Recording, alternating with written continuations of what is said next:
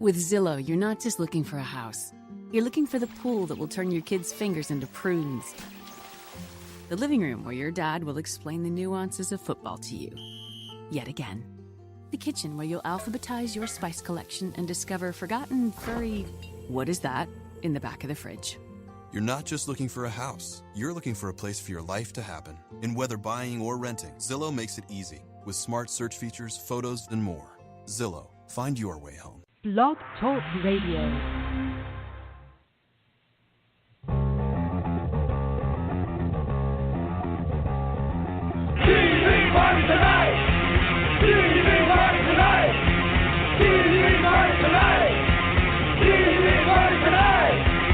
We're gonna have a TV party tonight. Alright! We're gonna have a TV party, alright! Tonight! We've got nothing better to do than watch TV and have a couple of brews. Everybody's gonna hang out here tonight. Alright! We'll pass out on the couch. Alright! Tonight! We got nothing better to do than watch TV and have a couple of brews. Don't talk about anything else. We don't want to know. We're dedicated to our favorite shows. God damn it, I missed my cue. Hello! and our favorite show tonight is Black Mirror, Season 4. This is TV Party Tonight. I am your host, the mandated reporter, and frankly, I'm mortified, Mr. Mark Radulich. And joining me tonight is my co-host with the most, the host of Source Material in his own right, the disapproving dad. He refuses to beat his children on one of my podcasts, no matter how many times I've beseeched him. Ladies and gentlemen, Mr. Jesse Starcher, how do you do, sir? Boy, I tell you what, if there was a podcast earlier this evening, you might have been able to hear something. It's been a trying day here at the Starcher household, that's for sure. Oh, no. Oh, when you come close to, like, getting the belt out like your parents did, you know it's a bad day. But you restrain and you don't get the belt out because things have changed nowadays, and instead you just raise your voice a lot. All right, well, let me tell you, you are, at least in the state of Florida, I don't know how things are in Ohio, but in the state of Florida, as long as you don't leave marks and bruises on the children, anything goes. You can cook cheat them like Mrs. Vision, as long as you don't leave marks or bruises. Cookie sheet. Cookie sheet. Oh boy, I could. Oh, that's one I haven't used on the kids yet. There's been many a weapon that have been threatened, many a kitchen appliance. You haven't gone full ECW on them yet? You haven't gone full ECW? I said you haven't gone full ECW on them yet? No, I'm not like, I would love to one day just like, okay, I've had it. Go out to the garage and just wheel in a shopping cart full of shit. Like fucking New Jack. Have a bandana tied around your head with a knot in front. Pull a vacuum out. Vacuum once or twice. Hit Caleb with it. There you go. Grab a computer keyboard. Gear takes a shot in the forehead. Oh boy! You know, we're getting ready to discuss. We're a little early, but here at about episode 2, well, we get to watch some. Not kitchen utensils, but we get to watch some almost ECW stuff. I'm jumping ahead of myself. What are we talking about tonight?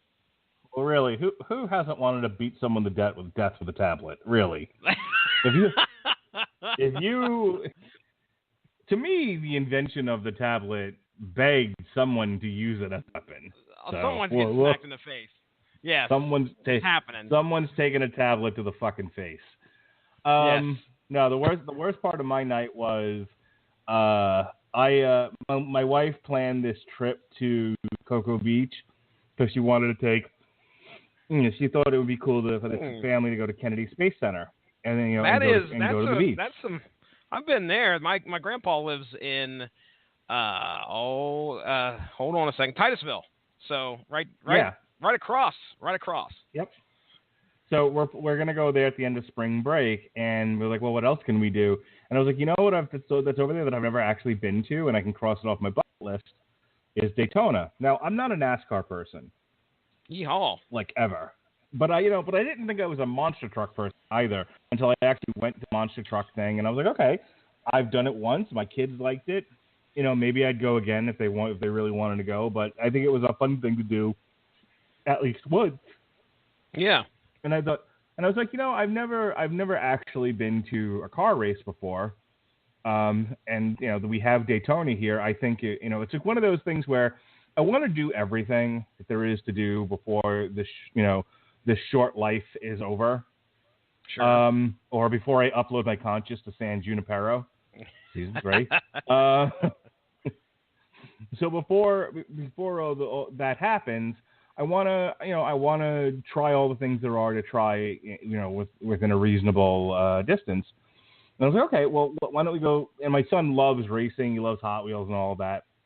So I'm like, hey, let's take in one of the races. Now there happens to be one that weekend, and I am just neurotic about this. Like Saturday, I have to buy tickets for myself and a bunch of coworkers to go see Def Leppard and Journey. I'm so anxious right now because I have to wait till Saturday. Like I want to buy them now. There's pre-sales happening now, but I don't have any pre-sale code, so I can't do it, and it's freaking me out.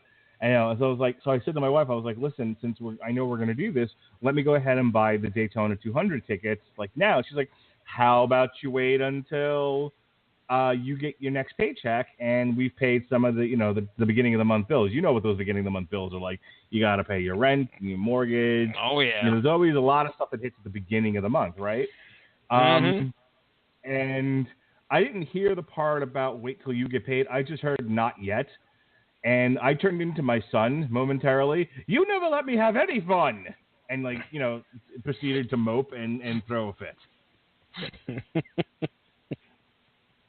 Doesn't compare to wanting to beat doesn't compare to wanting to beat your children. I became one of my children, but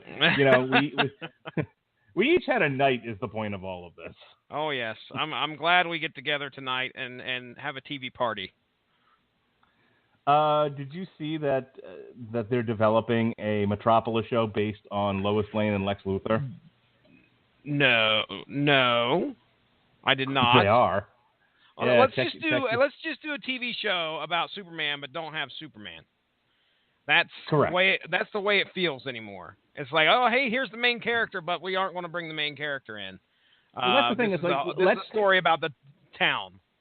Every nook and cranny of the comic book universe, whether it be Marvel or DC, let's try to turn it into a television show. That seems to be the way we're going. Like people like comics here. Let's do a show about it. That was when Gotham was first pitched. This fall is a Batman show without Batman, and it's going to feature James Gordon. I was like, who the fuck cares? These are the same guys.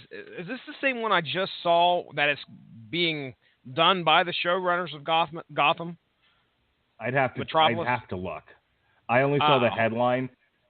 By the way, I saw the headline and immediately looked at my pile of graphic novels I haven't read yet, and I'm like, oh, I have a graphic novel that goes with that. Yeah. I'm looking the schedule. That's right. That is right. Comic Book Resources, I think, was the one that just shared it. But anyway, I'll look. You go ahead and talk. Okay. So Jesse was the one that turned me on to Black Mirror. This is our modern Twilight Zone television show that airs on Netflix. It's short seasons, about 6 episodes long. It actually started with only 3 episodes originally. But the whole purpose of Black Mirror is to kind of do these Twilight Zone-esque episodes that feature some sort of technology that we're on the cusp of, or that we have now, and is slowly integrating into every part of our life. These are bits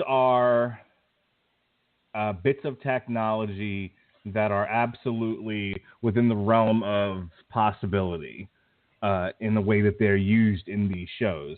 This is not such far out stuff that one could never think of it. These are things we're actively working on, or like I said, or we have right now, and are soon to be introduced into everyday life.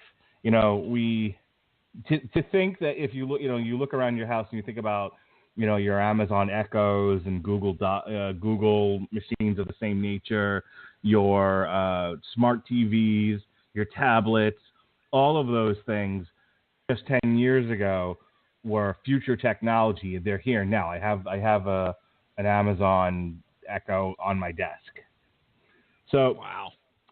So if you think about the technology that's in Black Mirror, it's all stuff that within the next 10 years could be on your desk. Neurotransmitters in your head. In your head, a lot of it in your head. So let's get to talking about it. Our first episode here is USS Callister. Oh boy! And this one, this was a big part of the marketing campaign for season 4. When a lot of articles were written about the whole of season 4 used pictures of the cast from USS Callister because it's a parody of sorts of Star Trek. Yeah. And the technology featured here is a massive multiplayer online game where you're in a virtual reality. So think instead of using your computer to play World of Warcraft, you put your consciousness inside World of Warcraft, that kind of a thing. Mm-hmm. But the premise here is that our villain of the show, I'm trying to find a picture of the cast here. Oh, Jesse Plemons, who plays Robert Daly, has created an offline version of the game that he invented called Infinity. He's created a build that's offline, that's private to him, and he's adapted it so that it resembles basically Star Trek. And he has stolen DNA from several of his coworkers so that he could insert digital copies of it in the game. This is a term that has been it has been coined being Pearl Muttered by our friends over at the Kapow podcast, because I don't know, they brought up an obscure article about, I think it's Ike Perlmutter, who's somehow he's involved in DC and Marvel, or not, excuse me, Disney and Marvel. But anyway, yeah, I think somebody attempted to steal his DNA at some point, and he sued them over it. So, yeah, anytime you see that happen, Mark Radulich, the term is Perlmuttered, okay? Got it. So, Robert Daly is played by Jesse Plemons. Perlmutters about a half a dozen of his co-workers and forces them to act out his fantasy life of living on the Star Trek show. Though it's not called Star Trek, it's called like Space Fleet, I think. In any case, along the way, he, and if they get out of line, he abuses them. Oh boy, et cetera, does he? et cetera. So you see, in his real life, he's a very frustrated, very angry person who gets abused by his partner, who essentially is also his boss. His coworkers don't really respect him. And so he sort of acts out his frustrations in the game. And everything is going along swimmingly until the mother shows up. You know who the mother is? The mother. The mother. From How I Met Your Mother. The mother. Is that who that is? Yeah. I have no idea. Kristen Milotti. I don't watch the shows show, up. apparently. No, you need to watch How I Met Your Mother. So Kristen Milotti, who played the mother on How I Met Your Mother in the final season, plays Nanette Cole, and she shows up, and she initially is very warm to him because she thinks he's a genius and his code is divine and all of this. And she sort of gets hip to the fact that he's an awkward outcast and a bit of a weirdo. So, of course, she ends up in the game, and she is loath to give in to his machinations. She fights back.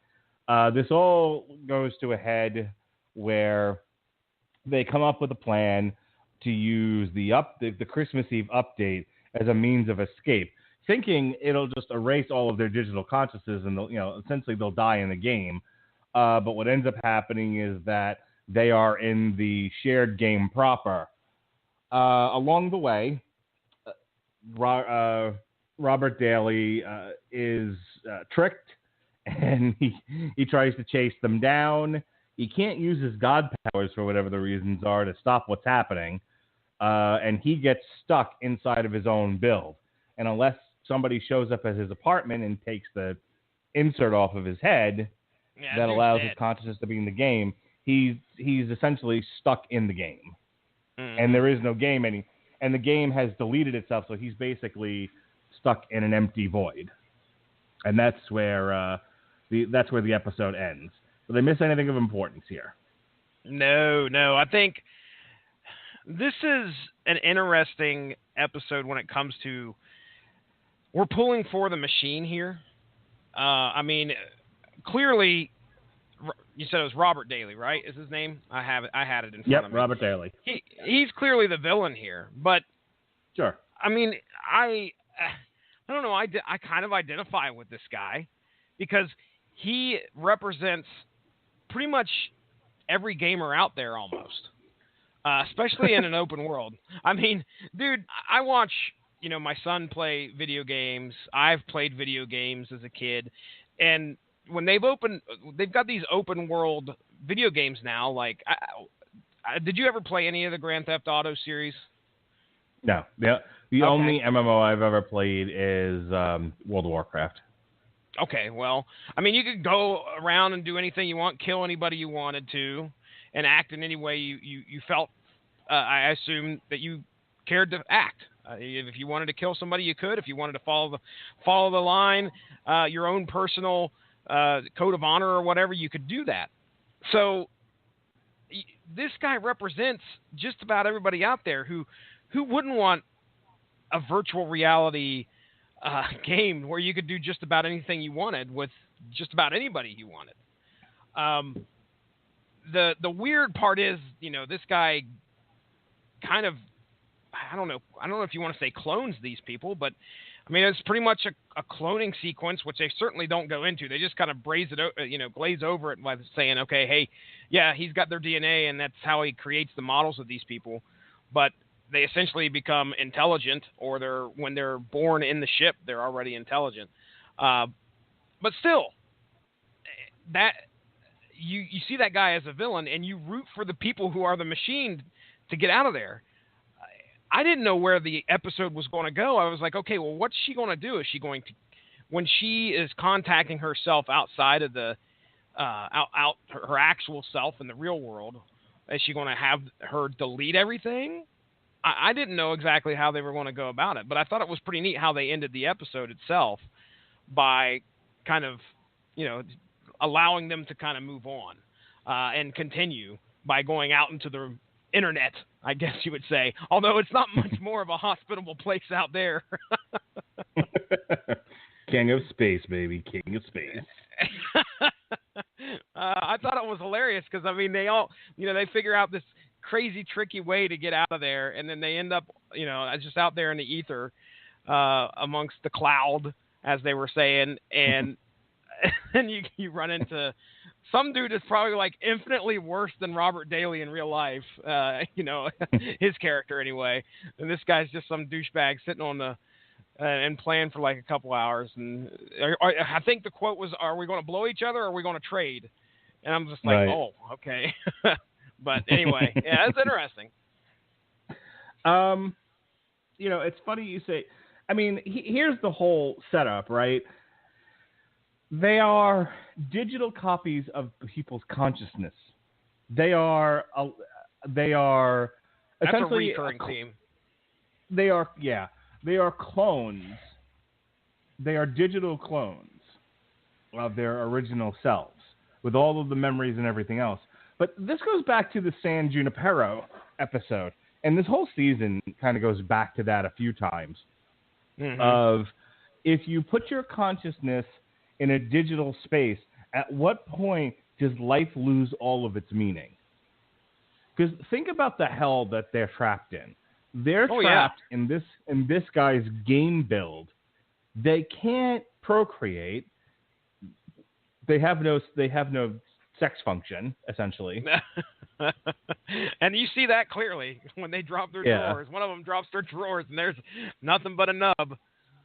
Not even a nub. So not even dealing with the fact that he can just turn them into monsters or, make them suffocate at will or anything like that. Forgetting for the fact that he has god powers in this universe.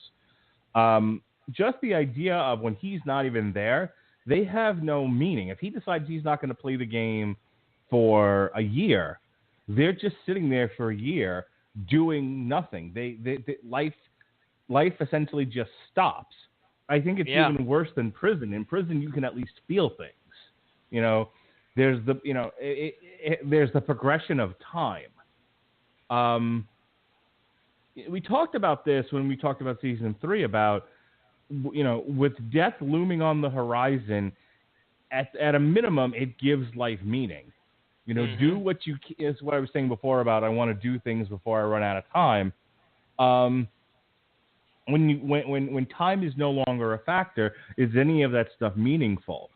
And so that's what all of these characters are going through. They tend not to focus. I mean, there's definitely allusions to that, and in some cases they outright dealt with it. Almost my favorite part of this is when his boss character is smashing his face into the keyboard, and the guy's like, "Will you stop that?" He's trying to make this into a hobby. Yeah. Because nothing matters. He's trying to feel something. They are trying they're trying their best to, because he leaves and all they're doing is just sitting there waiting for the guy to come back. And the horrible part about it is that they want nothing to do with this guy. They don't want anything to do with this guy. And the only thing that can actually, the only excitement they kind of get is when he does appear, but then they're afraid for their own livelihood and what this guy will, what he'll do to them. It's a sad existence. Go ahead. Okay. So let's talk about the one thing in this episode that I really struggled with, because my initial reaction to it was, doesn't he know it's not real? But then I thought, yeah, but what if it was me? And would it even matter? And that is how Daly broke, what's his name?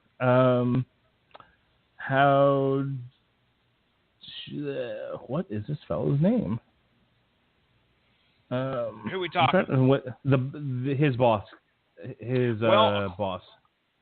The guy that plays him, I believe, is Jimmy Simpson. I don't know what his actual name is. Okay. Yeah, I'm trying to find him on the wiki. Let's go with Jimmy. How's Walton? There we go. So, cast and filming. Maybe I should have looked there, Dick. Here we go. So, so how he broke Walton. The story of how he broke Walton, because the mother, good old Nanette Cole, comes up with this plan to escape. How they're going to use the update, which is expressing itself as a wormhole, to get out of his build. And he doesn't want to participate. He doesn't care. And she's like, "Why don't you want to fight? What is wrong with you?" And he says, essentially, "I watched my son get murdered," and he kept throwing him at an airlock until the guy was like, "All right, you win. I get it." And here's the thing: that's not really his son. His son is being unmolested in the real world, and so this is just a digital copy. Sure. So on the one hand, I was like, why does that even matter to him? Why does he care if the kid goes out in airlock? Yeah. Like, that's not really him. And he's not really him. Yeah, there's the thing. If he would have to come to the realization that he's not really himself. And you can't say that if you were in Walton's position on that ship and you knew who you were, what you felt like you had something, some type of existence, even though you may not have much of a meaning there, you do feel things. When he removes your face from your head, you're going to kind of feel it. When he turns you into a blithering, blobbery beast, you're going to feel it. So you kind of fear for that stuff. So the thing is that I believe he believed that he was real in a sense. I'll put it that way. He may know he's a digital copy or whatever, but he believed that he had feelings. Let me ask he you had a thoughts. question. Sure. Do you watch Agents of S.H.I.E.L.D.? No, I do not. I haven't watched anything past first season anyway. All right. So last season, the entire crew of Agents of S.H.I.E.L.D. had their consciousness put in a virtual reality space. And the virtual reality space was initially designed to give all of them the one thing that they were missing. It was the way that it was designed was each one of them would end up in a life that would resolve their biggest regret. But as virtual spaces will do, it evolved, events changed things, and it became a world run by Hydra. In this world run by Hydra, one of the characters, Mac, the tall black guy, isn't an agent of S.H.I.E.L.D. In this build, his daughter is alive, and he's raising her as a single father. And when towards the end of this arc, spoilers, towards the end of this arc, he is made to realize that this isn't the real world. This is a virtual world. In the real world, there's a crazy LMD running amok. and we have to get out of this before we all die. And he's like, I don't want to. I don't want to go back to a world where my daughter doesn't exist. And I remember screaming at the television. It's not real. It's not real. Your daughter is real. And there were characters yelling that at him. Like, it's not real, you dick. And so I think that's my struggle with this, is that I have a hard time relating to a character that can't separate themselves from that aspect. Which brings me back to Walton, where I get that watching your child die would be traumatic, but at some point, wouldn't you connect the fact that it isn't really your child? It's a virtual copy and it's meaningless. That was the one struggle I had with this. The only thing I would say is, like, I would absolutely hate having to watch, whether it be a copy or not. If somebody put a video in front of you and said, watch this, and it's one of your children getting killed in some horrific way, you're not going to watch. You're not going to want to watch after after a long time, immediately or for quite a while. There's not any point where you're going to say, oh, I don't want to see that happen again. Well, with the power that Robert Daly has over this ship, he can make you watch no matter what. And I think that's probably the key here, is that you're not going to want to see it, even though it may not be real. It's still something you don't want to have to experience and watch happen. Right. Just for the sake of time, I thought it was a very satisfying ending. He gets his comeuppance. Like a lot of characters in Black Mirror, he ends up essentially a vegetable. Presumably presumably somebody could save him, but who knows if that's actually going to happen or not. So at least the time being, all the virtual characters escape to go live in the game, which is infinitely expanding. They have to deal with King of Space. King of Space. Which they said a lot of people swear up and down that's Aaron Paul's voice. It is. Is it? Okay. All right. Yeah, Gamer691 is Aaron Paul. Classic. So 50 words. What did you think of this episode in comparison to the next 5 that we're going to talk about? Okay. I would say this ranks up there in probably the top 3. I mean, it was a fun episode. I sat down and watched, with my wife. I watched every single one of these episodes with my wife, and she was into it as well. So if it can keep my attention and my wife's attention and be about something similar to Star Trek, thumbs up. Let's talk about Archangel.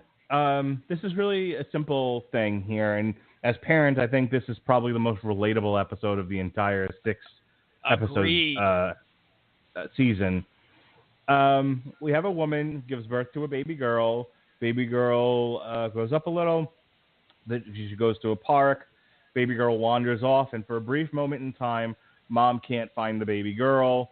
So technology is developed. It's essentially at a minimum, it's a GPS tracker that you install inside your child. But what it also does is it's essentially an implant that allows you via tablet to not only track your child's whereabouts, but also track rises in cortisone. It's got drug, narcotics detection, and here's the big selling point: you can see what your child sees. You can also limit what your child sees by applying filters, and that's what happens. Mom puts the filter on, and so things like scary dogs and porno and violence are all blotted out. This causes the child to not develop like autism-like symptoms, essentially, but not actual autism. She's immature. She is not able to, she kind of gets made fun of in school because essentially mom sees what the kid sees and I'm sure does something about it, which is the implication, that she's the snitch. Well, she doesn't really tell. It's just that her mom is seeing what she saw. Yeah, nobody want to hang out with a kid like that if they know Right. that there could be a possibility of parents watching no matter what. Right. So this all comes to a head when the child, with two incidents happen. One, the child does not react when the grandfather has a stroke in the home and falls down because the filter blots it out. She can't see it. And the other thing is she can't see blood even when she draws blood on a paper, so she stabs herself in the hand. At which point the mother is encouraged to. At which point the mother is encouraged to turn the damn filter off, which she does. The kid then, starts to develop normally. We flash forward to when she's 15 years old, and she's pretty well adjusted. She's doing fine. She runs into the same kid who, on the playground, introduced her to porn and violence and whatnot. His name is Trick. And, of course, I have a horrible joke. He also introduced her to something else. Yeah. Yeah, we'll get there. So, Trick it's a typical good girl falls for the bad boy scenario. Only they end up having sex on the beach, but the mom, because the kid's not where she's supposed to be, goes back and turns the application on, which is called Archangel. And of course, mom turns on the Archangel just about when the girl's saying "fuck me harder." Every parent's nightmare. Just the worst. Oh, jeez. The mom proceeds to then meddle in the daughter's life. She gives her a morning after pill, which terminates an accidental pregnancy that emanated from the "fuck me harder." Then we have the mom finds Trick via a Google image search, and she goes to his place of work and says, "Look, back off my daughter. I'm going to report you to the police. She's 15. You're not. This will not happen." So the daughter doesn't know any of this is happening. She finds out later that the mom confronted him. She also then figures out that the mom gave her the morning after pill. At which point the kid comes home and realizes, hey, wait a second, I've been had. She's turned the stupid program back on again. And she gets angry and hits the mom with the tablet. And the mom's like, I was doing it for you. It was all for you. And the kid's like, ECW. The kid takes the tablet, beats the fuck out of her with it. Oh, my gosh. And doesn't quite see what she's doing because the filter turns on. So she finally smashes the thing, and the filter finally goes away. She realizes what she's done. She runs away. The last thing we see is her getting into a truck. And then we are right back where we started as the mom goes running into the street yelling for Sarah, who is the daughter. And that's where the episode ends.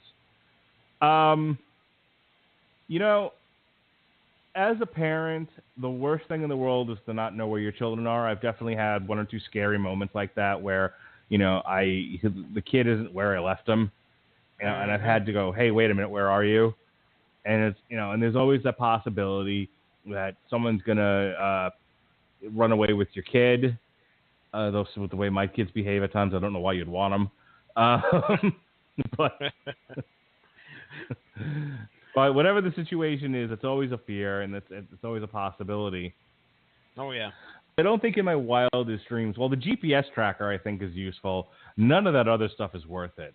I had a conversation with Melissa about it, and I said the value in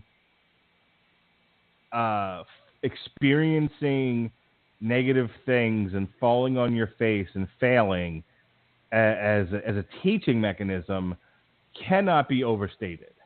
Yes. And when you overparent, when you helicopter parent, when you limit the stimuli that a child can be exposed to. I mean, I'm not saying you should necessarily sit your 5-year-old down and say, "All right, here's fucking in the butt. Let's go. What's that is, and here's a little and here's a little bondage. You know, oh look, here's a beheading.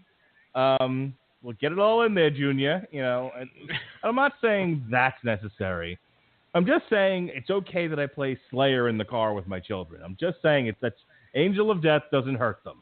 That's right. So my point is, and I'll let you weigh in here, the mother is clearly a villain in this, but she's the best kind of villain, the one that thought she was doing the right thing. And while it was painful to see the ending and see how it turned out for the mom, she too kind of got what was coming to her. Mm-hmm. Yeah, you know, the whole reason for her putting that chip in her child was to make sure that she didn't lose her. Just like you said, there's been that scary moment where you didn't know where your kid was. Well, wouldn't it be nice to just pull up your app on your phone and be like, "Oh, okay, there they are. Thank goodness. They're just, they're behind the house or whatever." And what ends up happening is, when all it was said and done, is she ends up losing her kid. It may have just delayed it longer. There was just the whole reason for her leaving was because this chip, because of that need to know.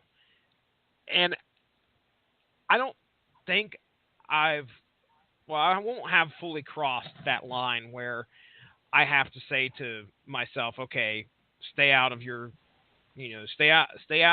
your daughter some privacy. We're not at that point with my daughter right now. She's 12, but at some point that day is going to come where I have to say, okay, I'm backing off. I've got to let her make her own decisions. She's got to be able to take whatever she can in of the world and make sense of it her own way. If I'm sitting there holding her hand the whole time, or making sure that whatever mistake she makes is corrected in some way, or whatever thing she's been exposed to has to be immediately rectified with an explanation or that, or just any degree of that, that's not what parenting is. Parenting is bringing up kids who understand the world in their way, and your best bet is to kind of just say, okay, here's probably the best way to handle something like that. Oh, man. And I struggle with that every day. Every single day as a parent, you're going to look and be worried. It's tough. Can you tell me, do you have any experience with desensitizing, at work? I know you work with a lot of people. Does that seem to be something you notice? Like you could say, okay, well, this guy was exposed to a lot of crap at an early age and that's ruined him, or does that even play into it? Well, I think in a general sense, I know for a fact that people with personality disorders are definitely desensitized to how, other people feel around them. There's just no concept. It just doesn't even register. Mm-hmm. As far as behavior goes, you get a lot of people who act in a way where the consideration of other people doesn't even come into play. they are acting as if they are the only ones on the planet. And, again, it's like you expect developmentally that's appropriate for a young child. Like my son will talk right over somebody because he is the only one on Earth. I identify with that, sir. And you have to tell them you are not the only one on Earth. Please don't be rude. But developmentally, that's appropriate, and that's where parenting comes into effect. You have to teach them.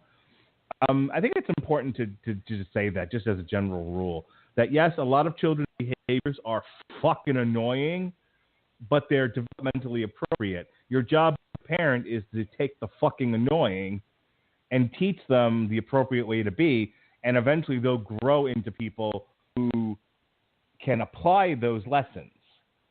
Yeah. And it's important to try to not to lose your patience with them when they're doing what their age dictates they should be doing. You just can't let it stand. And that's the struggle of parenting young children. I know that's what I go through.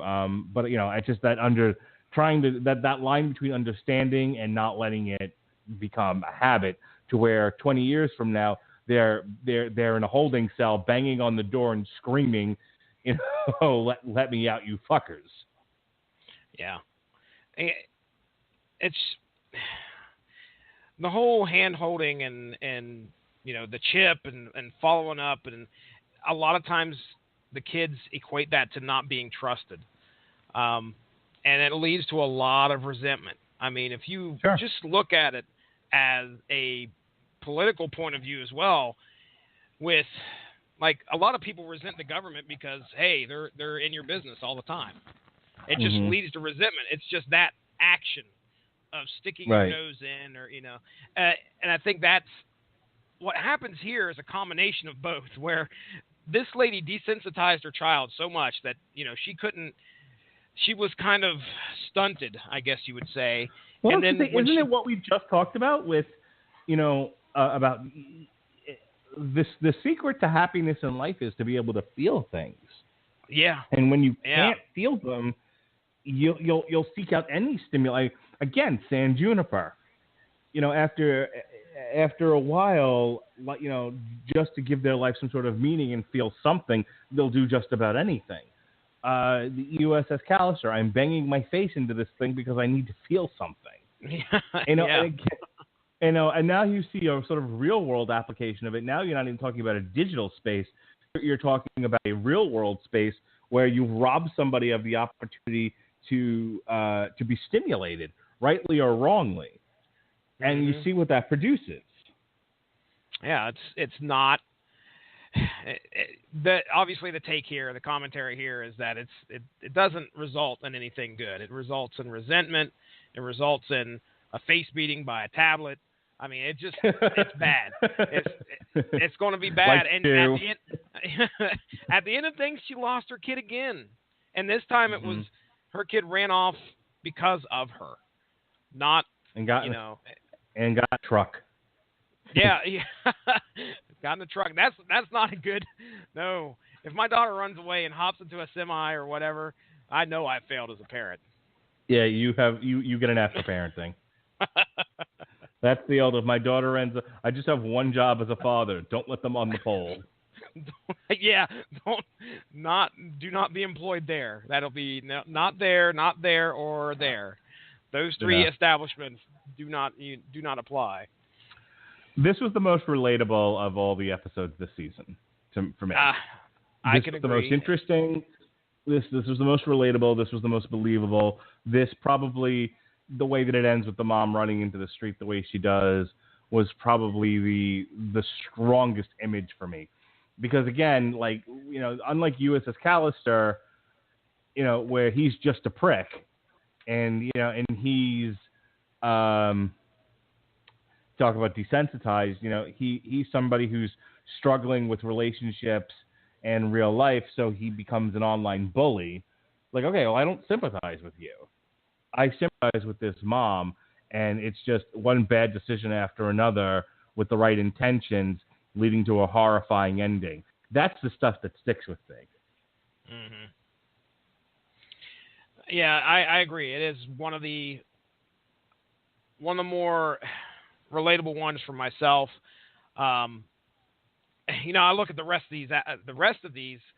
When it comes to the fantastical, I guess you would say, other than just the technology bit of this, the rest of it's all, it all feels very human. All right, let's talk about Crocodile. I thought this was a stupid episode. I mean, I don't know what this one was trying to say, other than occasionally people murder and try to cover up their murdering with more murders. Okay. I didn't until today. I didn't understand why it was called Crocodile. I'll go ahead and let our listeners know. You may already know this, but the reason that it's called Crocodile is because crocodiles kill and then, quote, cry despite feeling no remorse. But here's the problem. I had no idea. Did not know that. I did not know about that. That's pretty good. I didn't know that until today, and when I watched the episode, I'm sitting there going like, well, okay, how in the world does the title tie into this? But yes, that's why they call this episode Crocodile. It fits aptly because this lady goes on a murder spree. She goes on. I mean, it's not like she's psychotic or anything. She's obviously got something wrong with her because the only thing that she can think of to cover up her problems. Go ahead and describe the episode. I mean, I'm jumping ahead of myself. It's just like murder after murder. Okay, clean that up. Shove it under the rug. Shove that guy under the rug. Shove that baby under the rug. Mia Nolan and Rob, who are played by Andrea Riseborough and Andrew Gower, respectively, are driving home. They're drunk. Rob hits a cyclist and kills him, and they go, well, this is going to end up in going to prison, so let's just throw him into the drink. And they do. 15 years later, as a matter of fact, Mia's happy and successful. As it turns out, the family of the cyclist still think they're alive. The guy's having some difficulty with the guilt. And so he's like, I'm going to come clean. I'm going to turn myself in. And she's like, if you do, you're going to fuck me because I was there. I helped. I'm an accomplice. And I'm doing just fine with the guilt. Thank you very much. A struggle ensues. She ends up accidentally killing him. In doing so, in the midst of all of this, she also saw somebody get hit by a driverless pizza truck, which is an important part of the episode. The technology at play here, that the story revolves around, is a machine that allows a viewer to see your memories. So an insurance agent is using the technology to build a case to see who was at fault in this person getting hit by the pizza truck. Was it negligence on the part of the pizza truck, or was it negligence on the part of the person? Let's see what happens. And so she's talking to all these different people and getting their memories. And finally she comes across Mia. And in coming across Mia, she sees the memories of her killing the dude and killing the cyclist. And when Mia figures out that she's been had, she fucking kills this woman. Yeah. And then she realizes that the woman told her husband what's up, and she kills the husband. And then she sees the baby. And she's just like, there shan't be any witnesses, and kills the baby. And then she goes to see her kid perform in a play, and I can't remember how the cops figured out it was her. Yeah.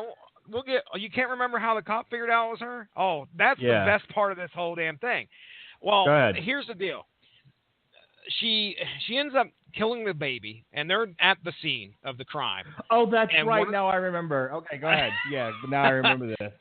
And one of the cops mentions that they couldn't understand why she killed the baby, or the person killed the baby, because the baby was blind. And you're like, oh, you're fucking kidding me. And then they turn, and in the baby's room, you hear a little bit of chirping, and it's a little guinea pig or a hamster or something like that. And they hook the device up to the damn hamster's head, and She didn't know it'd work on animals, and you didn't know it'd work on animals. Well, damn, sure enough, it works on animals, and they're able to see the whole thing take place and figure out who it was. So it was an interesting twist, but it was pretty sad to find out she killed the baby for no reason. Jeez. She got turned in by the damn hamster. The G-Force. Wasn't there a movie? Gerbils? Yeah. Yep. Anyway. Good Yeah, stuff. I'm right there with you. This one kind of felt...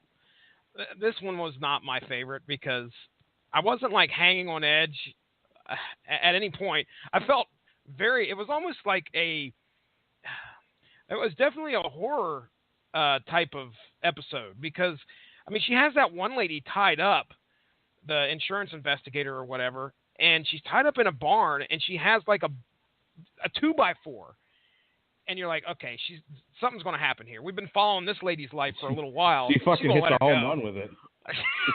And she continues to hit the home run like 4 or 5 times. You just hear smack, smack, and I was like, oh, geez, that's not good. So it was brutal in some aspects. There certainly wasn't much of it wasn't like much of a moral here. No, just, that's the thing, obviously like, you don't commit murder. Some of these comment about society, and those are the episodes I really enjoy, I really like. The ones that are just like, here's some technology, here's how people use it, here's how it gets abused, here's lots of death.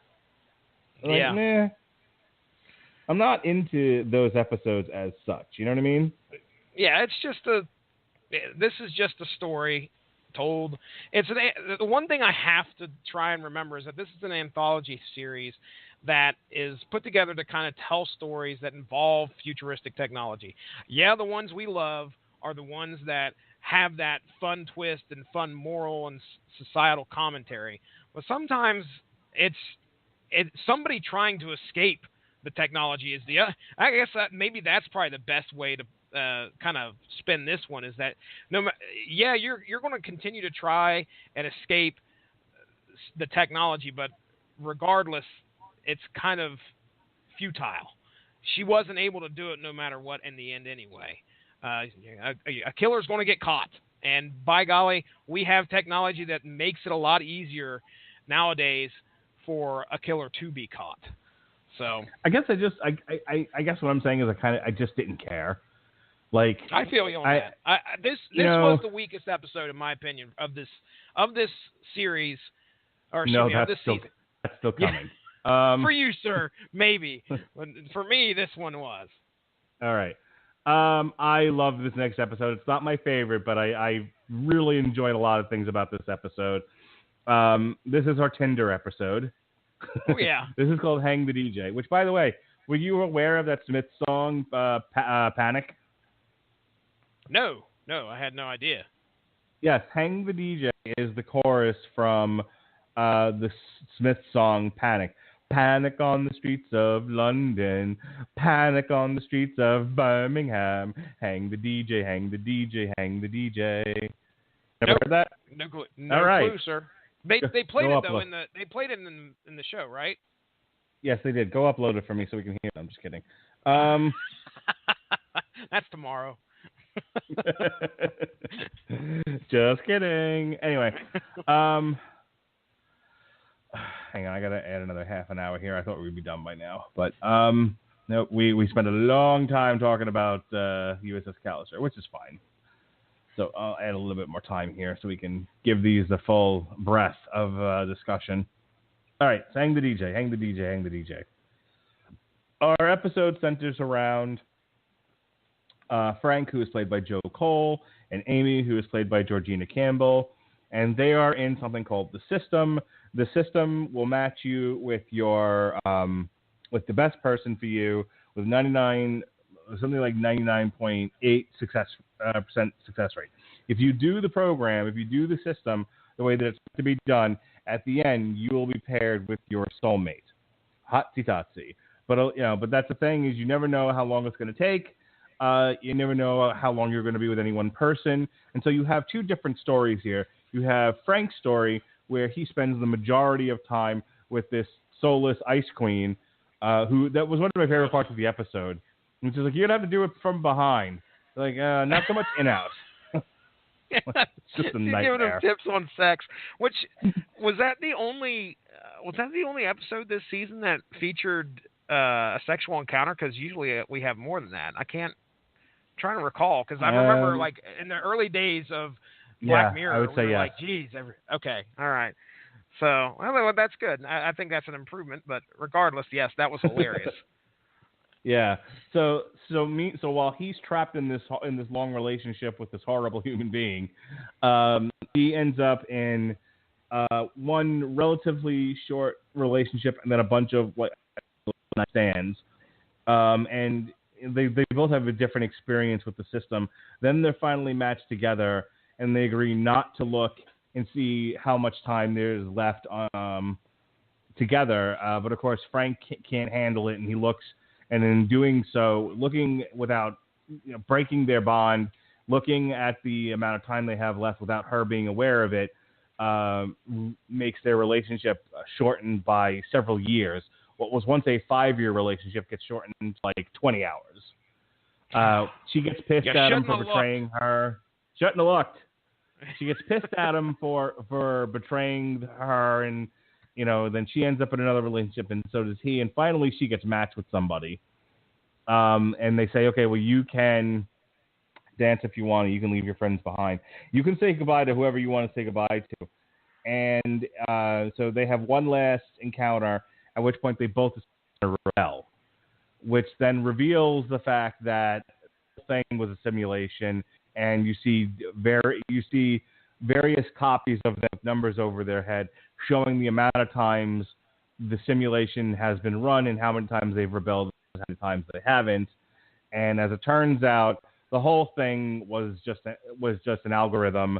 In real life, they're both in a bar. They're using the application to scan the bar, and the application, again, uses said algorithm to figure out who in the bar would be their best match. And it turns out they're the best match for each other, and that's where the episode ends while they're playing Hang the DJ in the background. The significance of Panic... It was all the Matrix. Yeah. The significance of Panic is a little lost on me. If you have any insight into that, or why they decided to call it Hang the DJ. They mentioned. I thought they mentioned it in the episode, but I just like you, I watched it so long, long enough to where I forgot what it was about. I know they had mentioned it, but it wasn't anything that made me go, "Oh yeah, that's interesting." Yeah, I don't know. I have no idea where they were going with that. I mean, I like the song enough, so I was happy to have heard it. The one thing that I was reading about was how a lot of people compared it to San Junipero, and that it's the most uplifting episode of the season, and that's very true. I mean, essentially, it's just this, it's a tale of of boy meets girl, drawn out over an hour, and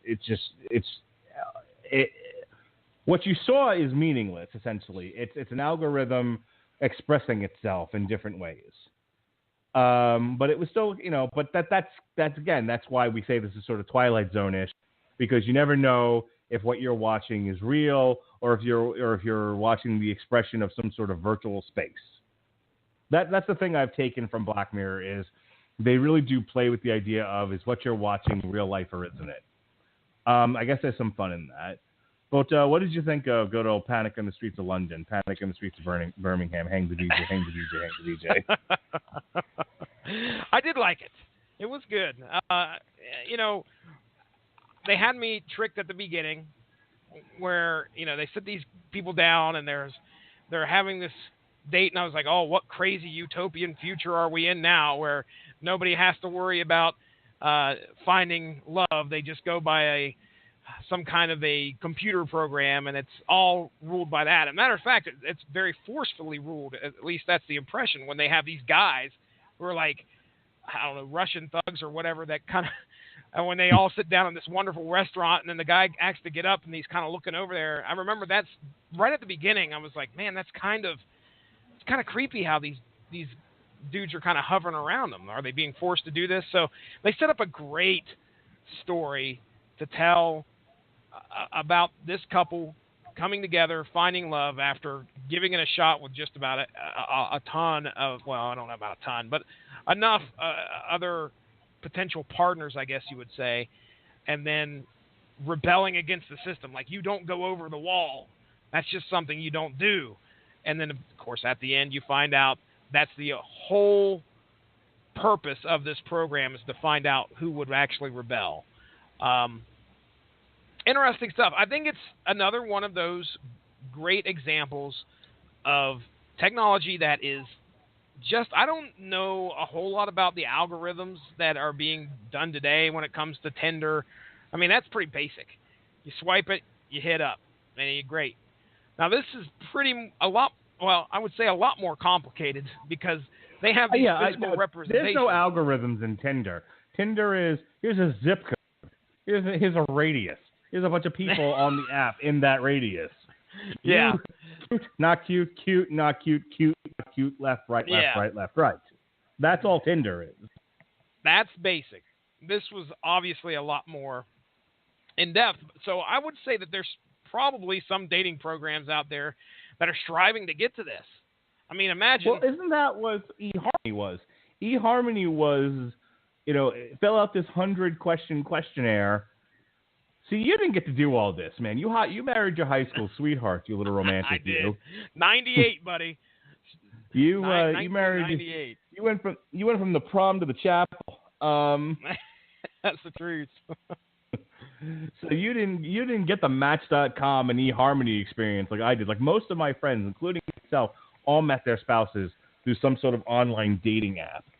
And so I'll tell you the experience with that real quick. eHarmony, which is not something I did because it was way too expensive and I wasn't doing the 100-question questionnaire. But the whole point of eHarmony was that by doing the questionnaire, you were feeding data to this program that used an algorithm to match you to the best person for you. And I heard some people did really well with eHarmony. Other people were like, yeah, nobody matched me. Turns out they're fucking crazy people probably, or the matches in their area. You got to wonder about the honesty when it comes to that. Yeah. You want everybody to be honest. Yeah, well, there has to be a degree of honest self-reflection, which I don't know how capable people are of that. Now, with Match was really easy. Match was essentially you set up a profile, and essentially it was like a more complicated Tinder. Match was, again, it was a profile and a zip code and a radius. That's it. And you could do searches for people within that so that you're not looking at like millions of girls or millions of guys. So, like, I remember one search I did was just for people with conservative values. That was my search parameter, female and conservative, just to see what was up there. And I actually think that's how I stumbled upon Melissa. I may have also done a big tit search. I don't remember. It was a long time ago. Maybe she was in the big tit search. Maybe she was in the conservative search. Who knows? Long ago, silly. Don't ask me. I'm just a girl. I would hate to ask. As long as she checked both those boxes, she's a winner for you, I assume. She does check both those boxes. Lucky dog. I am. Oh, it's horrible. Horrible. So anyway, moving on. I don't know how we have a female audience. I really don't. Oh, not after today. No, I guess all the bots that produce listens on our podcast are females. I don't know. Oh boy. But anyway, I really love this episode. It's just under Archangel and USS Callister is one of my favorites. I tend to be drawn to the more uplifting, more positive episodes of Black Mirror than the ones that all end with, perverts being killed and trapped in virtual spaces and shit like that. Those leave me feeling a little uneasy. This one left me feeling happy. So That was my thought here. Yours? It's a good one. Yeah, I agree. It just like you said, San Junipero or this one when it comes to upbeat, uplifting endings, are you still, when it comes to the whole series so far, is San Junipero above this one? Yes, Personal San Junipero. preference. Okay. San Junipero is still the best. Okay. All right. Good Okay. deal. I'm gonna let you. I'm gonna switch. I'm gonna let you take over as far as leading the conversation and doing the plot synopsis for this next one, because I absolutely fucking hated it. This was an hour. This is 40 minutes of my life I want back. This is called Metalhead. And to explain why Metalhead isn't a complete piece of shit, Jesse Starcher and the DJ.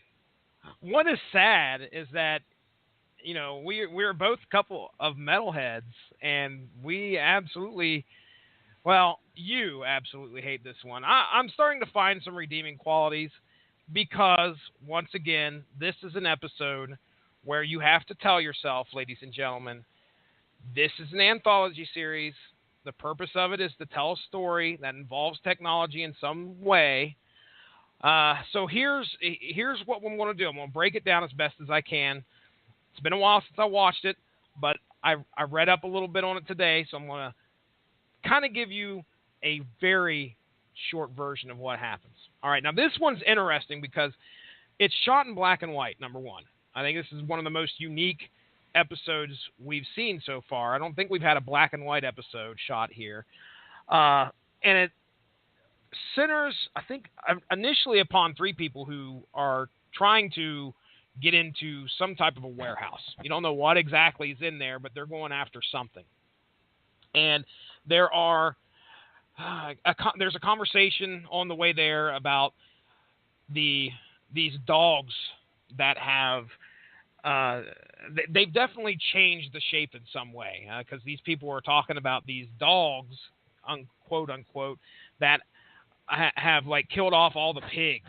That was one of the first mentions of what this was. I was like, okay, what is going on? It's some kind of post-apocalyptic future or whatever. Well, anyway, they get into this warehouse, and they're trying to get this box. They're being as quiet as they can be. One guy's got to stay out, he's got to be the kind of like the getaway driver just in case something goes down. And the other two, which is a lady by the name of, hold on a second, I could tell you. I need to get the cast back in front of me real quick. I had the cast for all these episodes. Her name is Bella. So Bella is going in there with another gentleman, one of her friends. They come with her. They go into the warehouse. They try to get into this box. They aren't able to get to the box without one of these dogs showing up. Now, this is not a dog, ladies and gentlemen. This is actually a mechanical robot killing machine. So imagine the Terminator, but kind of put it into dog form. your favorite kind of almost like a little bit bigger than a poodle, but its sole purpose is to eliminate you.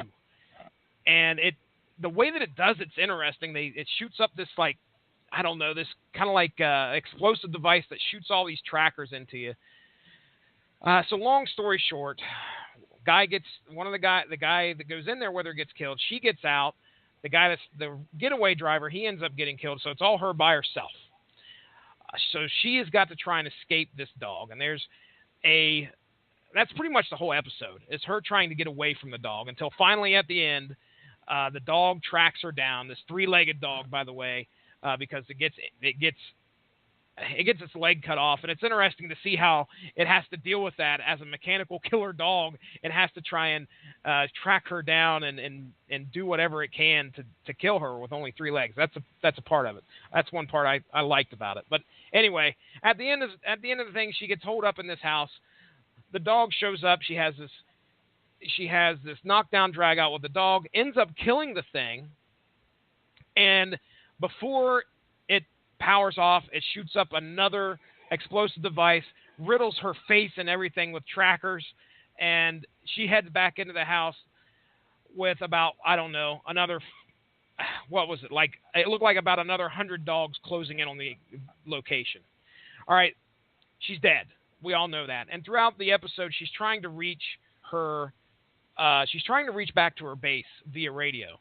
And she's trying to do it as incognito, as inconspicuous as possible without giving her location or the location of the base.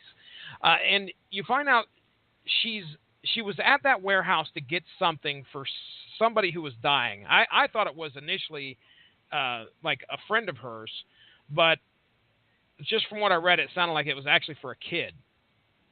And when she gets back on the radio, she knows she's going to die. She tells him, "Look, just let everybody know that I did my best and I tried and I love everybody. And this is going to be my final broadcast." Pretty much. She knows she's going to die. She lets them know she's going to die, and she tried her best to get whatever it was in the warehouse. Dogs close in on the location. We pan out. We go back to the original warehouse that they went into, and we find that box that had got knocked over at the first scuffle. And in the box is a teddy bear. What's in the box? A lot of teddy bears. The whole box. What's in the box? What's in the box? What's in the box? What's in the box?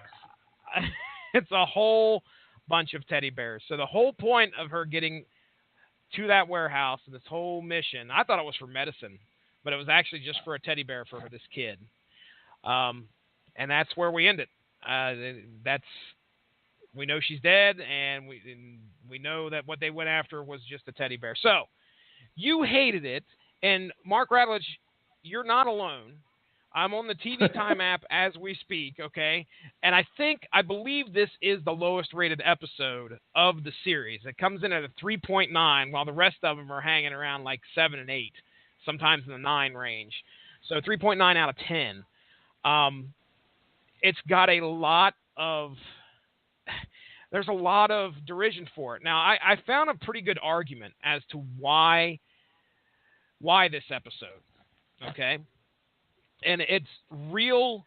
Best way, this guy wrote like 3 or 4 paragraphs, but I'm going to summarize it like this. There was one guy who just posted a picture of a dog holding a knife, and it said, "Stare at this picture for 40 minutes, and you've just watched the episode." The dog has a knife in its mouth, and that's it. I'm talking about a real dog, by the way. But anyway, okay. So the episode is about having feelings, okay? Mark, did you get the impression after watching this episode, besides your hate and derision for it, did you get the impression like this was a humanity that didn't have much hope left? Yes, it's yet another post-apocalyptic movie. Well, imagine there being nothing left. Sorry. The only thing left for you to fight for is just, a bit of happiness. You're going to die. The rest of everybody's going to die. There's nobody is going to beat these dogs. No matter what these people have done, no matter what humanity's done, they've unfortunately unleashed this horrific epidemic of these metal terrors that are coming after them, that there's nothing left. So the only thing to do is just try and provide happiness before, other people die. And that's where I think the big thing, the big ending where they pan over and they see the teddy bears scattered across the floor. It's the whole fucking slasher movie. Well, I'll give you that. I mean, it's just like Terminator. I made that comparison. This unstoppable machine coming after a person, and they've got to try and figure out a way to beat it. And yeah, and they lose. And they lose. That's not very fun. Well, it was shot in black and white. I don't think there was any type of political statement here other than just monster robot dogs are bad. Yeah, humanity may unleash a horrific plague upon itself to where the only thing they can do. Yeah, I know. I'm looking too deep. Bad. It wasn't horrible, but I'll tell you right now, I was interested in I wanted this girl to get away. I was interested in the whole episode. I was invested. So when I compare this to Crocodile, this one has more of a replay value, I guess I would say, than Crocodile does, because Crocodile to me was all about like okay, why is she doing this? I have no idea why she could, and it didn't make any sense to me as to why that lady was continuing to kill people and thinking she could screw it, thinking she could just sweep it under the rug. No, it made sense. She didn't want to go to prison for murdering people. Even though the Indian woman was like, I'm not going to tell anybody, I can't tell anybody, they're like, that's horseshit. You're in situations like that, you're a mandated reporter, and she can say all day long, look, I won't tell.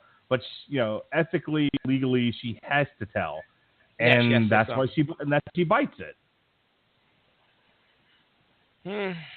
I hear you, and you're doing your best to defend the episode, and you're doing a good job. And all I'm doing is just like, as I'm standing in the back of the classroom throwing paper airplanes at you, and poop.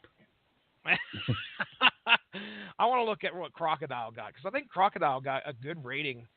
I just want to compare it. Yeah, Crocodile got 8.02 out of 10. I was not impressed with Crocodile at all. So for Metalhead, I like Metalhead better. We are going to see differently here, sir. Yes, we are. All right, that leads us to our season finale, Black Museum. I completely misread the description on this. I thought it was going to be like horrible things done to black people. Oh, dude. And I'm like, oh, whoops. Well, they don't exactly spell it out there at the beginning. They definitely leave that open to interpretation, because you immediately see that our main character is a young African American lady. So I'm like, oh no, this is going to be bad. She's going to go in here and this is going to have racial overtones, and I didn't know what to expect, but what we get out of this is a great episode, though. So this is much like the Christmas episode, I think, where it's several stories crammed into one episode. First, we have a doctor who gets a neural implant where he can feel the pain other people feel, which helps him diagnose. It improves his sex life. It makes him a better doctor. It makes him good to his mother. It gives him superpowers. He fights Thanos. It's all great, right? Yeah. It's all gravy. It's all gravy in the beginning. No wonder this one did well.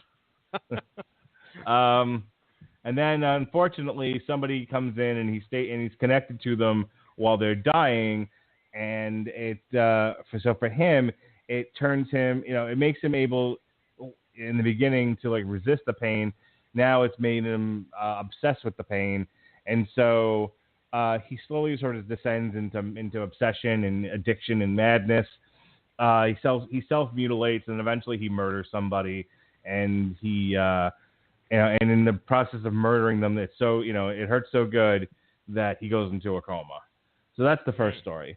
The second story is my living fucking nightmare, because as we all know, I am counting down the days to San Junipero.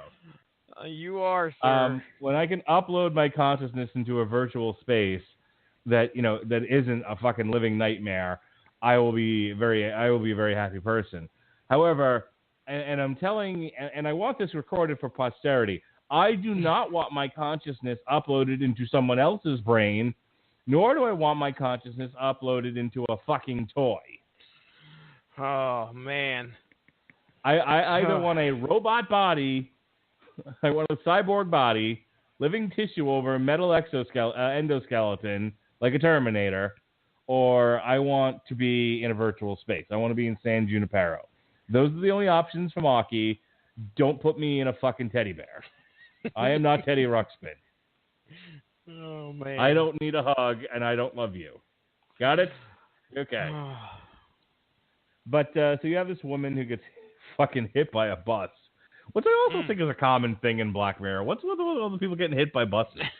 So she gets fucking nailed, and she ends up in a coma, and they decide they're going to upload her consciousness into the part of the brain that the father of her child isn't using. And so I don't understand. See, this is the one thing I didn't get about this episode. Who the fuck agrees to this? I know when nobody's looking, I like to eat a cheeseburger on the toilet, and I like to, and I like to do other unsavory things in the boy. privacy of my own home. The last thing I need is my wife or somebody I love in the back of my mind going, seriously, why would you eat this on the toilet? Get up. Go, for God's sake. What are you doing, man? This is the kind of porn you watch, you pig? You know, that sort of thing. Man, that was one of the first things I thought of when I saw this guy. I was like, what are you doing, dude? Why are you doing this? You clearly didn't think this through. It was obviously, it was a move on his part to try and save the woman he loved, and especially knowing that she could communicate. I think that's probably what made it rough. She was in that coma, but she could communicate with a yes or no, and by somehow digitally doing it. So that person is able to. That's one of our biggest questions, isn't it, Mark? Like if somebody's laying in a coma, you go and you talk to them, and can they hear you? They'll always say, most people, nurses or sometimes will say, you talk to them. They might be able to hear you. And in this case, she was able to, hear him. Yeah. And then the option was presented. Well, hey, we could take her and put her in your head, and she would be actually able to feel things. And it was a good argument. You're kind of caught in a conundrum where you're like, okay, well, I really don't want this person to die. So the only way that I can keep them alive, and I bet you if you talk to a lot of people out there, if they had the opportunity to keep somebody alive that's passed on in some way, shape, or form in their own head, this might be an option that they would consider. But I'll tell you what. Well, what I didn't understand was why they couldn't upload her consciousness into the body of a brain dead person. Essentially, somebody who is on a respirator, where the body functions well enough, but the brain is gone. Why they couldn't upload her consciousness into that kind of a being? I mean, maybe. Maybe there's something. I never thought of that. I've got arguments as to why maybe not, but I mean, then it'd just sound like a damn nerd. So I'll let you continue. and again, why not a cyborg body? I just think like when I saw what the plot here was they were going to upload her consciousness into the back of this guy's head. Yeah, you're not thinking this through at all, and it ends the way you would think it would end, with him like, get this out of me. And then she ends up, and then it was just like, well, here's an idea. How about a teddy bear? Like, again, how about something that can actually, I think the phrase that he uses was like, like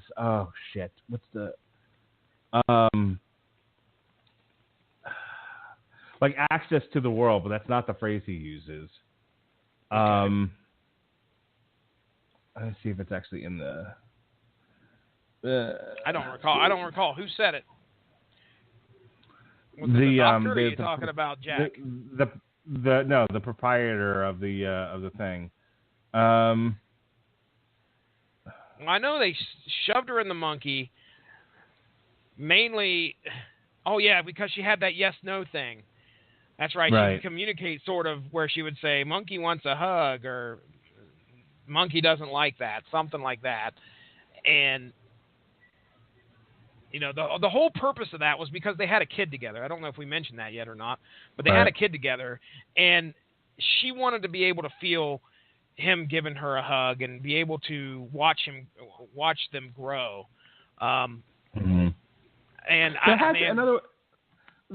had to have been a better option than the fucking stuffed toy. Is my point. I hear you. Throw it in a computer. I mean, there you go. Here's your computer, mom, and you can talk to her anytime you log on. And I remember they said that it was illegal to put her in the monkey, and that's how he lost his job in the first place, because essentially, you put her you put her inside like a dead body, for all intents and purposes, and you can only communicate in those two phrases. Again, there had to have been a better way. And the third story is he gets the digital copy of the death row inmate, who turns out is not guilty, but that's besides the point. He gets the rights to his digital copy, which he turns into an attraction where people can kill him over and over and over again. Over and over and over. And over. This leads to so the whole episode is him telling these 3 stories to this one black girl who turns out is the death row inmate's daughter, who has the mom implanted in her head, and this has all been a big scheme to get back at the guy for torturing her father, and she ends up killing him, putting his digital conscious in there, and he's forever being, and his existence essentially is to exist being tortured forever. So, okay. Again, it's one of those where it's like, yeah, he's a shitty guy, but that seems a bit much for me. That seems like a bit too much. I think one of the biggest commentaries that this is trying to make is about the importance or the non-importance that we put upon some kind of AI representation of somebody. That was kind of like what we saw at the beginning with USS Callister. The word I was looking for was agency. You have to have agency. Yes. Okay. So, there's this commentary about how does this thing have life? Does it not have life? Can we treat it like a computer program and delete it? I mean, that's a common theme throughout many episodes of Black Mirror. Back again to White Christmas, right at the end of that episode, where that guy's digital consciousness is in that little, what do they call it, a cookie, and they set it, and it's sitting on that guy's desk, and he kind of like, okay, well, how long are we going to make him stay in there? And they turn it up to like 1,000 years, and it goes by in like an hour or something. But regardless, the thing inside there is going insane. This representation of somebody. Well, that's happening here too with that death row inmate who gets electrocuted over and over and over. Is he actually that guy? Is he that person? Well, at some point in our lives, we're going to be presented possibly with something like this. Right now, I mean, I don't know if we have anything like that other than your characters that you have on your video games, where your World of Warcraft guy that you put so much time into, and then you turn around and end up losing. Well, you're going to feel pretty sorry about that. But imagine if it was a consciousness of a loved one that was that's in a game or that's in a virtual world that could be tortured, like that one guy was. It was. That's the thing that I see here that they're trying to say is like, well, okay, well you know these things are real. It seems like they make them out to be so real. And in fact, there's and they don't talk about it a whole lot here, but there's themes of it where death is something that happens to a lot of people, and we want to hold on to something from them. So yeah, can I get a digital copy of my mom before she passes away? Okay, great. I'll keep her right here. And yeah, her body might be gone, and her spirit might be gone, but here's her little cookie on my desk, and I can talk to her anytime I want to. Does that make her who it is? Well, in this episode, that guy's daughter was so upset at how evil this proprietor was, the owner of the Black Museum, for torturing that representation of her father over and over and over again, that she went and killed this guy, murdered him. And of course, it's not like she wasn't driven along the way by her own mother, who was in the back of her head watching everything that went down. And not only did she kill him, she then took him and, just like you said, took him and put him in a representation of a little keychain for a souvenir, hung it on her mirror as he continued electrocuted over and over and over. And just the commentary of this episode alone, okay, great. I've already talked about that. The other thing is, one of the big things about this episode is about how it's come in and tied all of the other episodes sort of together. I shouldn't say all of them, but you will see representations in the Black Museum from a lot of the previous episodes to this in Black Mirror. And I'm sure you've probably seen it, Mark, but there's definitely an article out there and a case to be made that every single one of these stories that we've seen happen in the series so far are in the same universe. Yes. So, But yeah, there's the mementos. Like one of the things I saw was there was a he showed one of the bees from like the third season. That you remember that? Yep. Where the electronic bees. So that was in there. Then they had the Archangel tablet was in there as well. Yep. There was all sorts of neat little ties to previous episodes, but I like this one. By the way, Aldous Hodge, the guy that played Jack, get that right. The guy that played Jack is probably one of my favorite actors. I don't know if you've seen him in any other things. He's not really prominent, but he's been in a show called Leverage, which I really liked. It was a heist show. Aldous Hodge, and I love seeing him in this episode. So, what do you got to say, Mark? Let's wrap up. We're into overtime. I'm not going to add any more time to this. Overall, I enjoyed this season. Like I said, I really liked USS Callister, loved Archangel, loved Hang the DJ, wasn't wild about Crocodile, hated Metalhead, thought this one was fine. The Black Museum, whatever it was called. Black Museum. Yep, I thought it was fine. I enjoyed it. I thought the technology was interesting. And I guess I'm looking forward to seeing what they do with the next episode of Black Mirror. I'll let you have the final word, and then we'll get out of here. All right, let me ask you one question, okay? Sure. Do you feel like some of the themes throughout each episode are getting a little bit repetitive? Yes. I feel like we're seeing a lot of the same technology over and over again. But I'm okay with that because it's not the technology that's the story. It's how you watch. Not how you watch. It's how they use it. Okay. I think there has to be. Hey, guess what I just got in my email? Tell me. I just got an alert about the new Barbie movie. Oh boy, you're gonna have a crisis now. We're going to have to go back to Facebook, have a poll. Here we go. Barbie 2020 movie, January 30th, 2018. Changed the U.S. film release from August 8th, 2018 to May 8th, 2020. Can I ask you why you're getting those emails? And I mean, are you set up on some kind of mailing list for that? Yes, I have a movie alert for Movie Insider for the Barbie movie. Gotcha. Okay, all right. So I was worried like you were so enthused about a Barbie movie. You had to be updated specifically about that movie once something popped up. That's exactly what happened. Okay. All right. My final thoughts, Black Mirror. Season 4. I enjoyed most of what I saw. This was something I was able to binge. I like Love or like something like that. I like the 6 episode, format. It's you get in, you get out, and you've watched the whole series, and you got a whole year to wait. Sometimes I don't like waiting, but I'm all right with that. I think they did okay with this season. This wasn't something that knocked my socks off like the second season. I think the second season for me is probably my favorite so far out of all 4. But regardless, there's plenty of food for thought right here in season 4. Give it a good look. See, don't expect a whole lot of commentary like you've gotten before. In this particular case, you may just have to sit through a show and be scared and be all right with that. That's all you need to do. It's a show.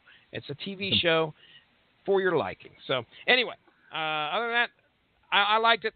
Season 5, can't wait. I definitely want to see more commentary. I don't mind if the technology is the same, but I want to see more commentary about society. I think those are the ones that I enjoy the best. So hopefully that's what we'll get with season 5. I assume it's going to be renewed for another season. I haven't really checked to see one way or the other. We'll see what happens.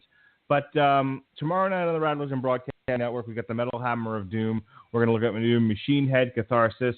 And we were supposed to do this tonight. Just I had a very busy weekend, so I had to shift everything. So we are doing an on trial for The Godfather. We're just doing it on Thursday instead of Tuesday. I'm defending. Sean is prosecuting. It should be a fun time. Jesse, go ahead and do your plugs. All right, ladies and gentlemen, go give that Radulich in Broadcasting Network Facebook page a like to stay up on top of all the great podcasts that we have to offer. We have MMA, we have wrestling, we have video games, we've talked comic books. Speaking of comic books, I have a show on here called Source Material. It is a show, pretty much a book club about comics. And recently, I don't know what we talked about recently. We didn't talk this past Monday, but the previous Monday, was that Vision? Yep. I can't remember. Was it? I'm going to say it was. Yes, it was the Vision, and then the next one is Saga. Okay, all right. Saga's going to be releasing this coming Monday. That's a great series. Me, Mark, and Ronnie Adams got together, talked about that. Vision was a great series by Tom King. Go back and check that out. It's fantastic. 12, maybe 12 issues. I can't even remember. I don't care. Check it out. It was a fun discussion. Other than that, ladies and gentlemen, you can follow me at Stiznarkey on Twitter if you do so wish. I'm ready to get out of here, Mark Radulich. Take us home. All right. Thanks for joining me on TV Party tonight, Mr. Jesse Starcher. Be well, be safe, and behave.